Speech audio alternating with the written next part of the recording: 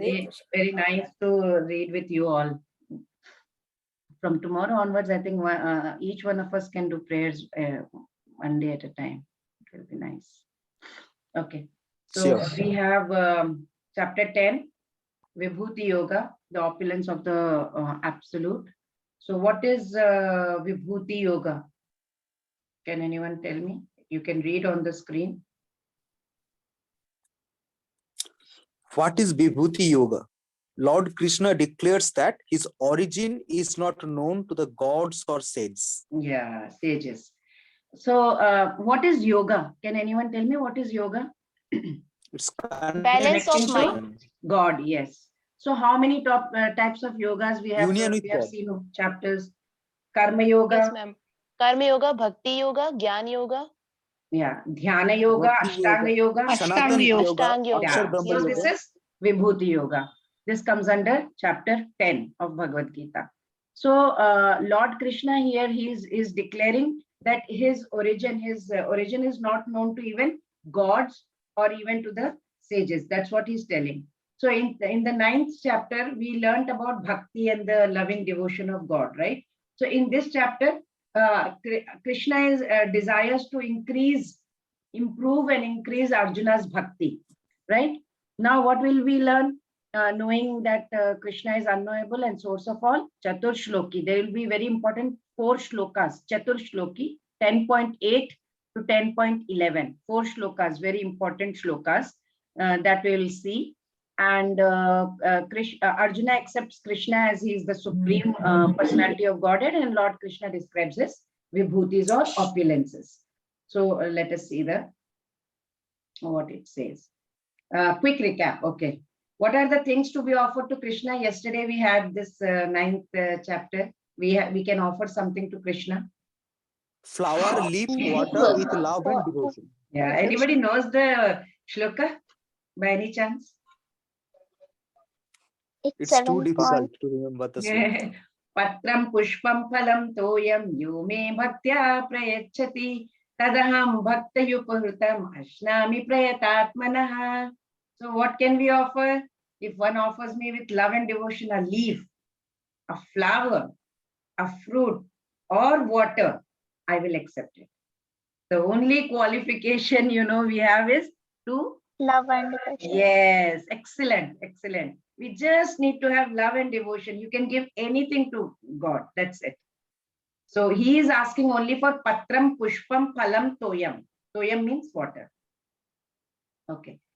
Shri Bhagavan Vacha Bhuya Eva Mahabhavo Shrunu Me Paramam Vachaha Yatte Ham Priyamanaya Vakshami Takamyaya. The Supreme Lord said, "My dear friend, mighty armed Arjun, listen again to my supreme word, which I shall impart to you for your benefit and which will give you great joy." So he is source of everything. That is what he's saying, right? Again, like Parashar Muni had told before, Bhagavan. Again, it is like starting with Bhagwan. You know what Bhagwan has. I had explained before also. He had 6 opulences. Full strength, full fame, full wealth, full knowledge, full beauty, and absolute renunciation. That is Bhagavan, right? So while Krishna is present on the earth, he will completely display all the 6 opulences. In this word, you can see Priyamanaya. Priyamanaya means you are my beloved friend. So I am going to reveal this special knowledge to you. That's Priyamanaya. Priya means dear, right? So Lord is clearly telling Arjuna that because Arjun, you are dear to me, for this, for his benefit, he's going to discourse this, whatever is going to be told now. Name vidusura gana prabhavam namaharshayah ahamadirhi devanam maharshinam cha sarvashah. Neither the hosts of the demigods nor the great sages know my origin. For in every respect, I am the source of the demigods and the sages. No one knows. For example, a father will know, right? When at the birth and the life of his son, a father may know because he has seen it, he has witnessed it when he was born. But if you ask the son, can you tell about your father's birth and childhood? He has not seen it. So he won't know unless and until father will tell him, right? Similarly, same way, all the Devatas have come from Krishna. You ask Devatas, what about him? They won't know. Krishna knows. Krishna says, they don't know my origin because I am the source of demigods. How will they know? So God cannot be known by even the heavenly Devatas, right? As Krishna existed before them. And where do you water the tree? As I told you before, where do you water normally? Roots.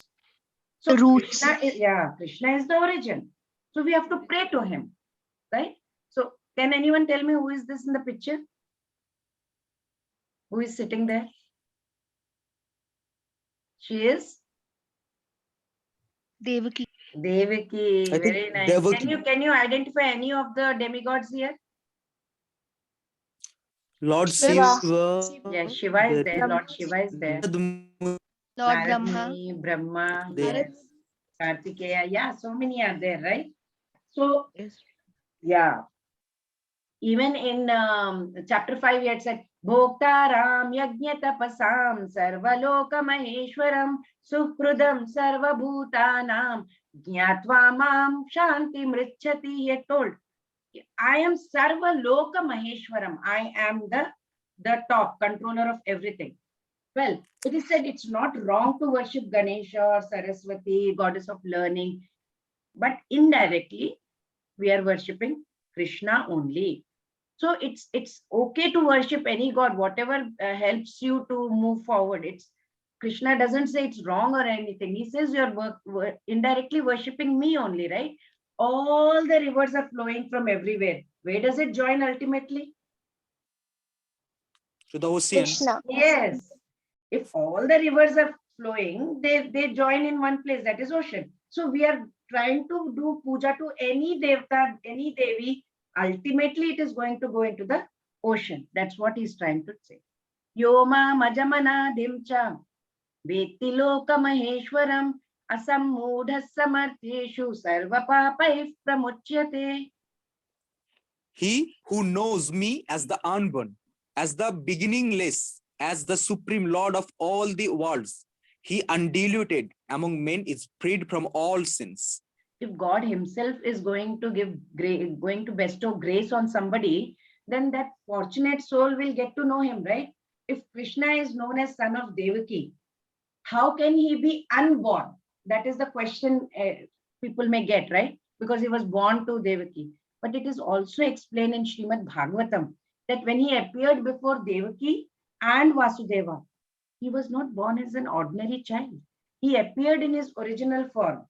Then he transformed into ordinary child. He appeared as Chaturbhuja Rupa, right? Why was Krishna born as such born? Because Devaki and Vasudeva wanted a child like Krishna. So Krishna came to give happiness to his devotees. Devaki Vasudeva prayed for a baby like Krishna, right? Krishna is everywhere. But he appeared for them to do his Leela. So all those who come to know God by only come to know because he graces them. Otherwise, we won't know. We won't know, as such. Krishna is declaring, I am Loka Maheshwaram. He has told very clearly, I am the supreme controller. So he is the supreme enjoyer and he is our best friend. That's what he has declared. Maharishaya Sapta Purve Chatwaro Manavastata Madbhava Manasa Jata Yesham Loka Imaf Prajaha. The 7 great sages, and before them the 4 other great sages, and the Manus, progenitors of mankind, are born out of my mind, and all creatures in these planets descend from them. That's what. Brahma was born out of the Lord. He's called Hiranyagarbha as he created the world, right? He came out from Vishnu. And Brahma came, from Brahma who came, 25 elevated personalities came out from Brahma. They are what? 7 great sages, 4 great saints, and 14 Manus. Great saints, Sanaka, Sananda, Sanatana, and Sanat Kumara, I have displayed on the screen. And 7 sages, Kashyapa, Atri, Vashishta, Vishwamitra, Gautama, Jamdagni, Bharadwaja. They are the 7 rishis, right? And there were 14 Manus also. I have the name, but that's not important. But this is like The present age is under 7th Vaivasvata Manu. This one, present one. So it is called Vaivasvat Manvantar. All these 25 great sages are known throughout the universe as father of the living entities. They are the father, right? So within each universe, many innumerable universes and many planets, and each planet was filled with varieties of population, lot of population. That's why it is written over there. From my mind, they were born, and all the creatures in these planets then descend from these people. एतां विभूतिं योगं च मम यो वेत्ति तत्त्वतः सोऽविकम्पेन योगेन युज्यते नात्र संशयः. One who is factually convinced of this opulence and mystic power of mind engages in unalloyed devotional services. Of this, there is no doubt. No doubt at all. Unless and until you are convinced of different opulences of Krishna, you cannot engage in devotional service. You have to be, first you need to have faith, right? Generally, people do not know God is great. They do not know in detail how God is great, right? There is a direct relationship between knowledge and love or devotion. So let's say, for example, my sister gives me a black stone, okay? I have no clue. I have no knowledge as to what it is. So naturally, I will have no love for it, no devotion for it. Next, she will say, you know what? I went to Badrinath and I got you this black stone. After gaining that knowledge, my love and respect for it increases, right? Little bit more. Oh, wow, Badrinath, that's a nice place. Huh? Vishnu temple is there.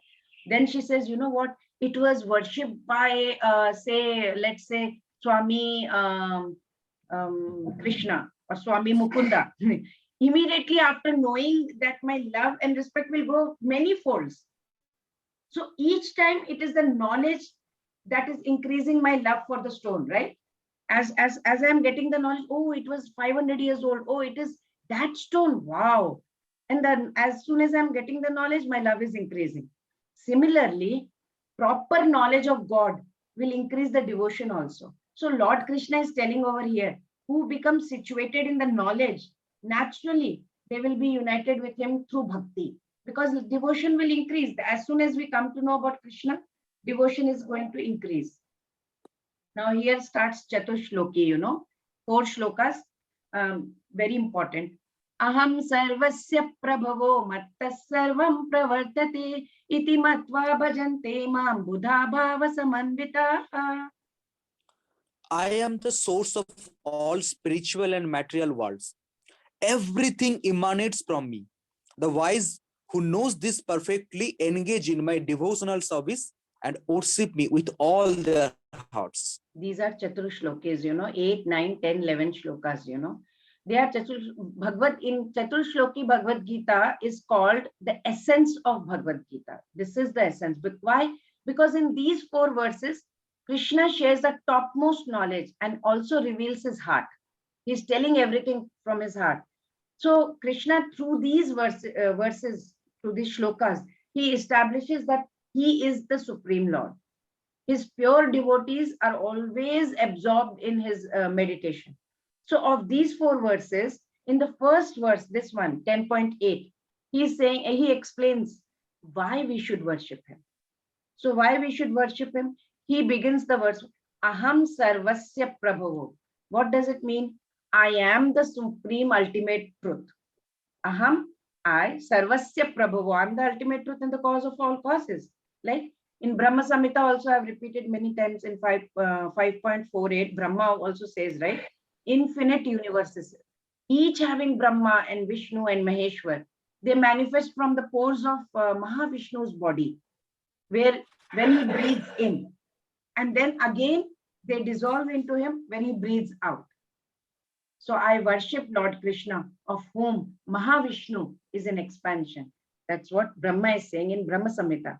So now Lord Krishna goes on to explain how devotees worship him. Macchitta madgata prana bodhayantah parasparam kathayantascha mam nityam tushyanti cha ramanti cha. The thoughts of my pure devotees dwell in me. Their lives are surrendered to me, and they derive great satisfaction and bliss, enlightening one another and conversing about me. Devotees 24 hours, they are engaged in glorifying the qualities and pastimes of the Lord. Their hearts, their souls, constantly submerged in Krishna. They take pleasure in discussing about him. This devotional service is just like a seed, and if it is sown in the heart of a living entity, suppose there is a living entity, and if it is sown in the heart of a living entity, he starts chanting, right? He will be hearing and then chanting Hare Krishna, Krishna Krishna, Hare Hare Rama, Rama Rama, Hare Hare. Then that seed slowly fructifies after regular watering, regular chanting, right? So it is fructifying. And what will happen? It gradually grows into a spiritual plant of devotional service, right?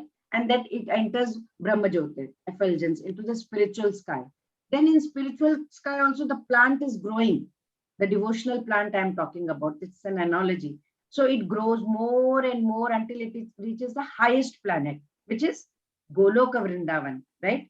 And it is explained here that when the complete plant takes shelter of the Lord, fully absorbed, total, then he cannot even live for a moment without Lord, without even thinking about him, without it being in the contact with Krishna. Just how just a fish cannot live without water, right? That's what the position of a devotee becomes. So having described how his devotees worship him, how much faith and shraddha and how much love and devotion they show, Krishna now is going to explain how he responds to his devotees' activities. Till now, how devotees pray to him, now how he responds to his devotees. तेषां सततयुक्तानां भजतां प्रीतिपूर्वकं ददामि बुद्धियोगं तं येन मामुपयान्ति ते. To those who constantly devote and worship me with love, I give the understanding by which they can Mataji, come his to me. voice is breaking. Yeah, voice is breaking, Shubha Jyoti. Maybe you can check your mic once. Anybody else who can read? So Can you hear me? Shubha Jyoti can check his mic. To those who are constantly devout and worship me with love, I give the understanding by which they can come to me. 10.10. This verse, the word Buddhi Yogam. Buddhi Yogam is very significant. When one tries to go back home, back to Godhead, and takes fully Krishna consciousness in devotional service, his action is called Buddhi Yoga, right? In other words, what? By Buddhi Yoga is the process by which one can get out of this entanglement of cycle of life and birth and death. So what is the qualification? Qualification is that person should always be engaged in Krishna consciousness with love, with devotion. Render all kinds of services, whatever service you want to do. And you should perform some sort of work for Krishna. And that work should be with love, not otherwise. But if a devotee is not intelligent enough, suppose, to make progress on the path of self-realization, but is sincere, he is sincere, he is devoted, but is not able to move forward. So Krishna is going to give him a chance to progress and ultimately attain him. He is going to give chance to them also. Then Krishna goes on to tell about what happens if we receive his grace, Krishna's grace. तेषामेवानुकम्पार्थम् अहमज्ञानजं तमः नाशयाम्यात्मभावस्थो ज्ञानदीपेन भास्वत. Out of compassion for them, I, dwelling in their heart, destroy with the shining lamp of knowledge the darkness born of ignorance. 10.11. Okay. You need not read the number as such. Okay. Okay, sorry, ma'am. Due to the contamination of material association through many millions of birth, right? Our heart is covered with dust. So what is our ultimate goal? Where do we have to go? To Golok Vrindavan, Golok Dham, Krishna's world, spiritual world. How to achieve it? Very simple. It can be attained by chanting. You can do devotional service. You can read Bhagavad Gita. Study Bhagavad Gita. So what will be the result of doing that? As soon as you are engaging in devotional service, constantly you're chanting Hare Krishna, the dust on the in the heart, it slowly it is gone. It clears. Then we are elevated to the platform of pure knowledge. Slowly the pure knowledge is coming in. Then what happens? The moment we surrender completely to Lord, He takes charge. He helps us to become completely free from all kinds of these materialistic endeavors, whatever we are having. Then what will do He do? He will hold our hand. Then He will pull us out of this cycle of birth and death. That's what He does. That's what He is going to do.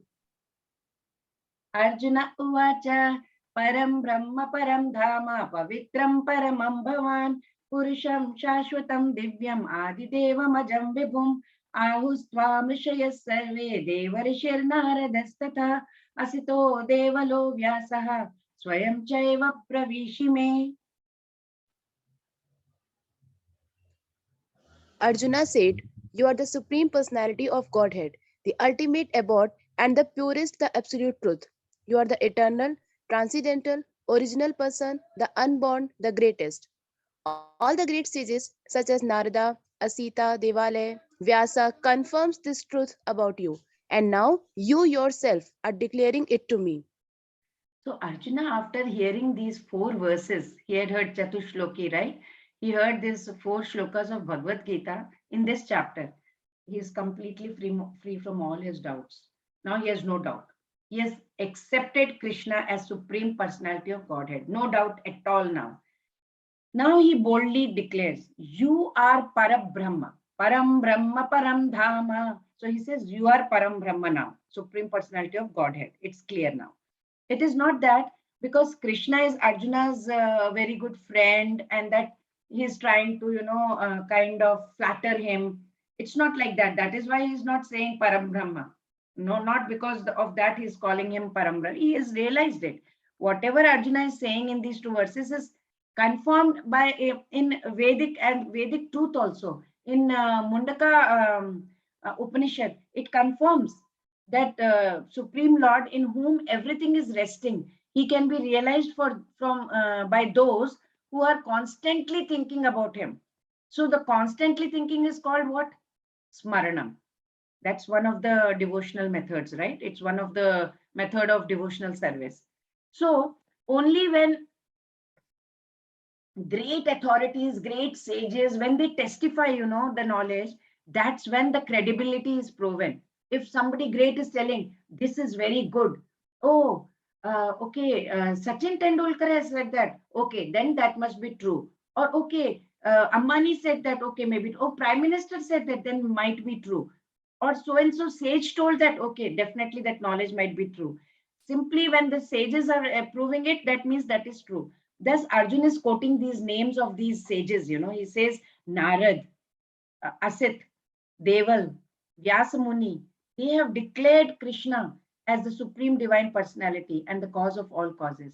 Asito Devalo Vyasaha Swayam Chaiva Bravishime. He's saying all these have declared. So definitely this is also the proof, the evidence. Now here Bhagavan is defined, what is Bhagavan defined as? We'll see. First we'll see the shloka. Sarvame tadritam manye yanmam vadasi keshava naite Bhagavan vyaktim vidur devana danavaha. O Krishna, I totally accept as truth all that you have told me. Neither the gods or demons, O Lord, know the personality. So listening to Lord Krishna's divine opulences, in brief, he wants to hear more. His thirst is growing. I want to hear more. I want to hear more. Now he wants him to describe his glories by using the word, Swayameva atmanatmanam vethatvam purushottama bhuta bhavana bhutesha deva deva jagatpate. Indeed, you alone know yourself by your own potenance, O origin of all, Lord of all beginnings, God of gods, O supreme person, Lord of the universe. He is using the word Vetha. Vethatvam means Arjun is saying whatever Krishna has said to him from like 7th chapter, 8th chapter, 9th chapter, everything holds true. Now that's what Arjuna is saying. So Arjuna is confirming that persons like who are faithless or demonic nature, they will not understand Krishna. He's not even known to by demigods completely, right? So what to speak about any origin normal scholar or common person in this modern world? He's addressing Krishna as Bhagavan. So again, Bhagavan has been defined in Devi Bhagavad Puran in following manner: Ashwarasya samagrasya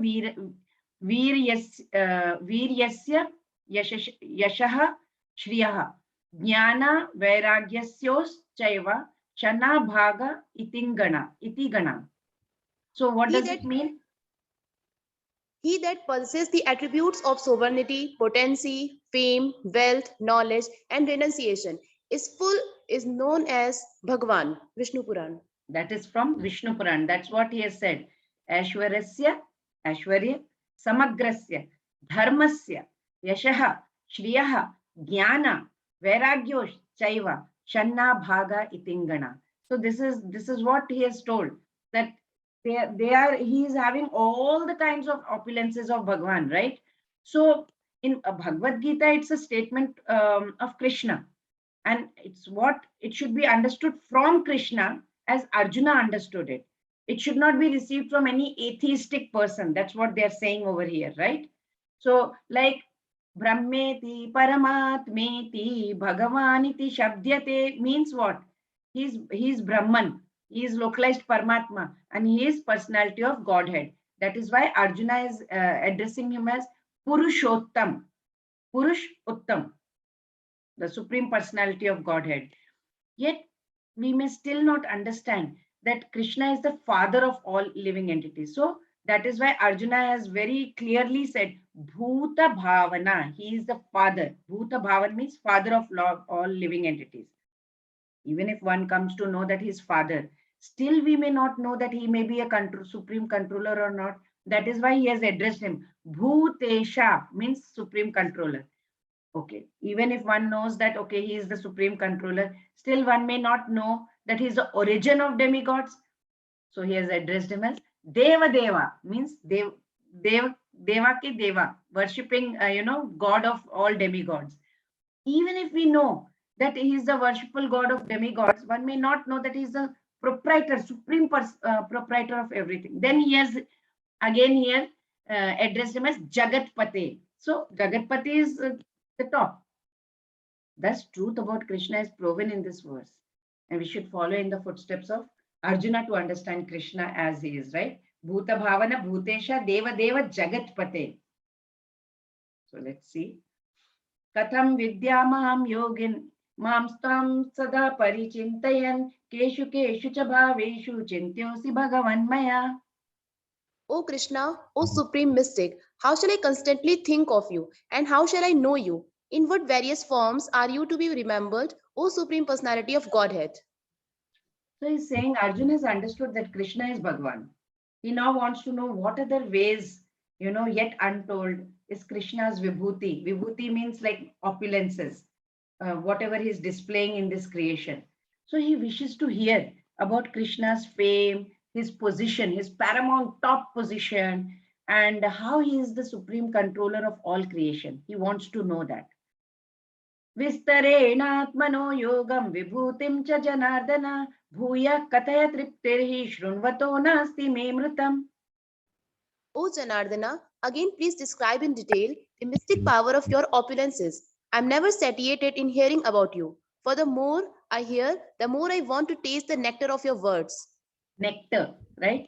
Whenever God's glories are like nectar, very sweet for those who love him.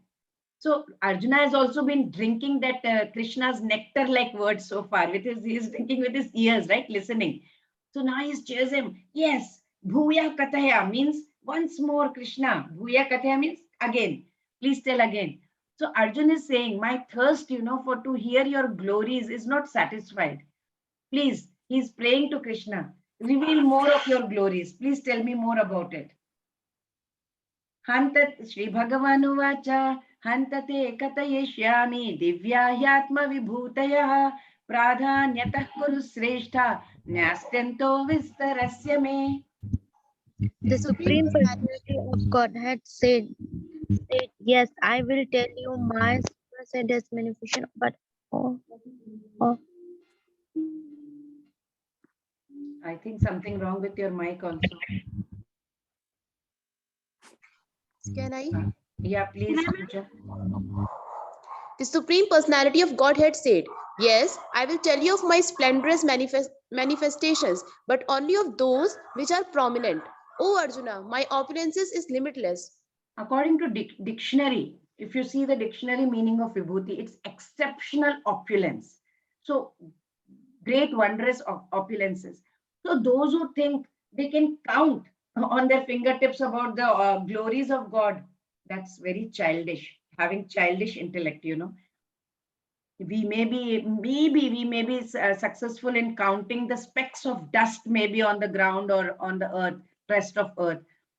We can never count the unlimited glories of God. That's what.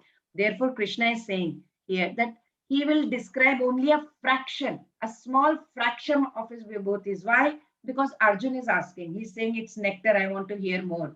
That is why he's going to show. So, what is he going to show from 10.21 to 10.38? These shlokas. In these shlokas, he is going to tell, like, he is the among the Adityas, he is Vishnu. Among the light, he is the sun. From Puranas, you know, we learned that sage Kashyap had two wives, Aditi and Diti. From his first wife, Aditi, he had many heavenly personalities. Lord Krishna states that among the Adityas, 12 sons of Aditi, Vishnu, in form of Vamna, reveals his opulence.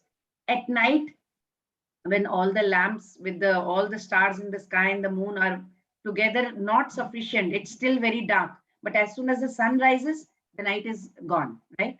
That's the power of the sun. And he says, I am the sun. Among the light, I am the sun. So Puranas further say the sage Kashyap, he also had fathered demons from his wife, second wife, Diti. So apart from the Daitya, she desired to have a son, you know, who's more powerful than Indra, king of the heavenly god. So when she had the baby in her womb for a year, Indra was then used his thunderbolt, Vajra, to go and split the fetus into pieces. It turned into many pieces that time. They became the Maruts, 49 kinds of wind, W-I-N-D, wind, that flow in the universe. So the chief wind was called Parivaha, and his name was Marichi. So among the Maruts means wind. He is Marichi. Among stars, he is the moon. Among Vedas, he is the Samaveda. In any day you want details, I have all the details, but right now we have to just read it. What is he? So Pooja, you can read. Among Vedas, he is Samaveda. Among Okay, demigods, you can read like among demigods, he is Indra. okay, ma'am. Among senses, he is mind. Among living beings, he is life. He is life force. Among Rudras, he is Lord Shiva. Among Yakshas and Rakshas, he is Kuvera. Among priests, he is Brahaspati. Among generals, he is Iskanda.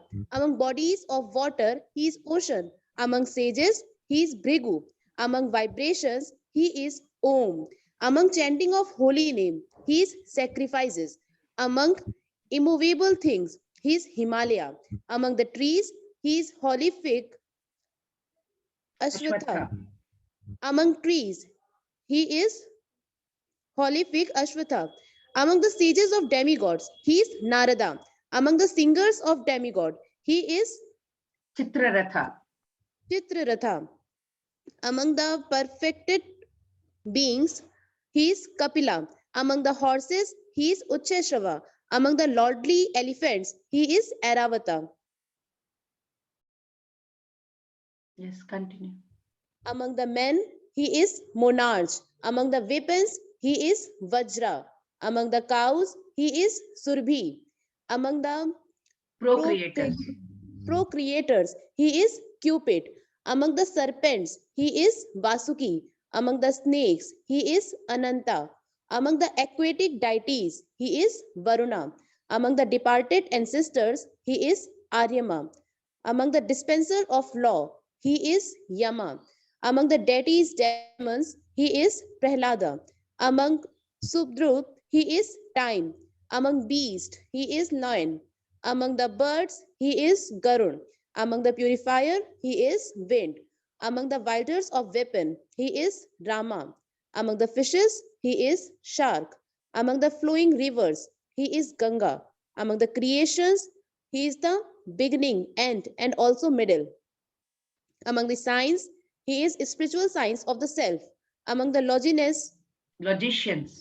logicians, he is conclusive truth. Among the letters, he is a. Among the compound words, he is dual word. Among the creators, he is Brahma. He is all devouring death and generator of all things yet to be. Among women, he is fame, fortune, speech, memory, intelligence, faithfulness, and patience. Among hymns, he is Bhrat Sama. Among poetry, he is Gayatri Mantra. Among the months, he is Margshirsh. Among the seasons, he is spring. Among the cheats, he is gambling. Among splendid, he is splendor. He is the victory, he is the adventure. He is among the strong, he is the strength. Among descendants of Vrishni, he is Vasudeva. Among the Pandavas, he is Arjuna. Among the sages, he is Vyasa. Among the thinkers, he is Ushana. Among the punishments, he is the rod of chastisement. Among the victory seekers, he is morality. Among the secrets, he is silence. And among the wise, he is wisdom. He is giving all the opulences that he have, because from this, all these shlokas. So we are trying to put it in a table so that we know his opulences as such. Yachapi sarvabhutanam bijam tadaham arjuna na tadasti vina yatsyat anmaya bhuta characharam. Furthermore, O Arjuna, I am the generating seed of all existence. There is no being, moving or non-moving, that can exist without me. Yeah, everything has a cause. Everything is a cause, and that cause or seed of manifestation is Krishna. Everything, for everything. Without Krishna's energy, nothing will exist. So therefore, that is why he is called omnipotent, means all powerful. He is all powerful. Without him, nothing will exist. So without his power, without his potency, nothing can move, or nothing movable or immovable can exist also. So here I read somewhere, living beings are born in 4 ways. One is from the egg, right? Anda. They are born out of eggs, like birds, snakes, lizards, right? Then there is something called Jarayuj. They are born from Jara. Jara means womb, like humans, cows, mammals, right? Dogs, cats. Then there is something called Swedaj. Swedaj is like sweat, lices, and you have the lice, ticks. They come out from sweat, they say. Then there is something called Udbhij. Udbhij, it's like from the earth, like plants, trees, creepers, yeah. So there are also other life forms like ghosts, spirits. Krishna is the origin of everything. That's what it says. Nantosti mama divyanam vibhutinam parantapa eshatu deshatah prokto vibhuter vistaro maya. O mighty conqueror of enemies, there is no end to my divine manifestations. What I have spoken to you is but a mere indications of my infinite opulences. Yes, infinite opulences. He has just spoken fraction of it. He has told Arjuna. So Lord Krishna is concluding the topic of opulences. I have told my vibhutis to you. From verse 21 to verse 38, I have been telling you about all my vibhutis. I am this. Among this, I am the sun. Among this, I am the shark. Among this, I am the Himalayas. So everything I have been telling you, nothing can exist without me. That's what he has described. He said infinite opulences. So Krishna is now saying that he has spoken only one portion. Udeshata, Vibhuter Vistaromaya, Eshat Udeshataf Prokto means little bit. I have told you only little bit. One of the breadth of the topic. Vistara means topic, small topic Out of the whole big thing, I've told you little bit only. So then we get this question in the mind. If everything is the opulence of God, then what is the need of mentioning some of these, right? The answer is Arjuna had asked, right? Arjuna asked Lord Krishna that how he should think of him. I want to think about you. So how I should think about you? Please tell me. That is why he told some of his glories, because Arjuna asked. So mind is naturally drawn to specialities, like, right? When and Lord has revealed some of his specialities among so many. Like for example, you see this Amul hoarding. I got it. This Amul hoarding. Whenever I used to go around on the road, I would see something different. Every time they would put something funny. Like here he says, he came, he saw, he conquered. That saw spelling you can see. This was when Sachin Tendulkar had scored 100 runs. Saw means 100, right? So Amul, taste of butter. Every time I would look at the hoarding and I would remember, oh, Amul. Amul's hoardings are so interesting. It's so funny to read. So whenever you see that, you remember Amul butter, right? Or a paint company in India, they would advertise like, whenever you see colors, think of me, think of us, like that. So in this case, it is like Krishna is saying, whenever you see anything, display of glory anywhere, oh wow, think of me. Look at the mountain, oh wow, Krishna. Think and look at the cloud, oh wow, that's so nice in the sky, Krishna. Look at the beautiful scenery, Krishna. Beautiful ocean, Krishna. So anything glorious you see, think of me. So the example that I could think of was like whenever you see something like hoarding Amul, but oh, Amul butter is hoarding, like that. Okay. Yad yad vibhuti matsatvam shri madurjitamev va tattadevavagachatvam mama tejomsha sambhavam. Know that all beautiful, glorious, and mighty creations spring from but a spark of my splendor. Like whenever electricity is flowing through my laptop, right, or through my speaker, it is creating sound. But one who does not know the principle behind it or how it works, we think, oh wow, sound is coming from speaker itself. Wow, right? Is wondering. Similarly, when we see extraordinary splendor anywhere, it catches our imagination and it infuses so much of happiness. Oh wow, so beautiful, such nice snowfall. We should know that it is glory of God. So he is complete, infinite reservoir of energy, of beauty, of glory, of power, of knowledge, all the opulences, right? So we must always remember him like that. Athava bahunaitina kim gyatena tavarjuna vishtabhyahamidam kritsnam ekamshena sthito jagat. But what need is there, Arjuna, for all these detailed knowledge? With a single fragment of myself, I pervade and support this entire universe. Lord is telling Arjuna now, he should know that all these things are existing due to Krishna's entering into the as super soul, right? From Brahma, the most gigantic entity, on down to the smallest ant, all are existing because Lord has entered into all of them, and He is the one who is sustaining us. Krishna is saying, entire creation of unlimited universes is held within the fraction of this being. We may get this question, why is Krishna, referring that it is fraction of his being here? Reason is there that entire material creation consisting of unlimited universe is only 1/4 of God's entire manifestation. This whole thing that we are seeing, just 1/4. The remaining 3/4 is actually spiritual creation. It is there on the top. Golok, Vrindavan, you have Haridham, you have Vaikuntha, all that, all the spiritual is all 3/4. Whatever he has made in this world material is just 1/4 of his creation. The remaining 3/4 is spiritual creation. So where is the evidence? It is in Purush Suktam. Purush Suktam says, Padosya Vishwabhutani Tripadasya Divi. Means what? It means the temporary world was made from the material energy. It's just one part of Supreme Divine Personality. The other three parts are totally spiritual abodes. That's the beauty of the whole thing. It's beyond imagination also. So Arjuna has realized this. Krishna's position is absolute as supreme personality of Godhead. Now he is completely sure of it. Okay, we have come to chapter summary.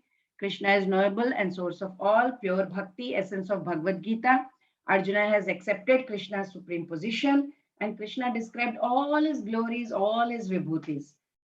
So tomorrow in chapter 11, Arjuna will request Krishna, very important chapter, to show him his Vishwarupa, or his cosmic, universal cosmic form. Okay, so Hare Krishna. कांचा कल्पतरूपश्च कृपा सिंधुभ्य एव च पतितानां पावनेभ्यो वैष्णवेभ्यो नमो नमः. Let us all say Hare Krishna, Krishna Krishna, Hare Hare, Krishna Hare Hare, Hare Rama, Hare Rama, Rama Rama, Hare Hare. Hare Krishna, Krishna Krishna, Hare Hare, Hare Rama, Rama Rama, Hare Hare. Hare Krishna, Krishna Krishna, Hare Hare, Hare Rama, Rama Rama, Hare Hare.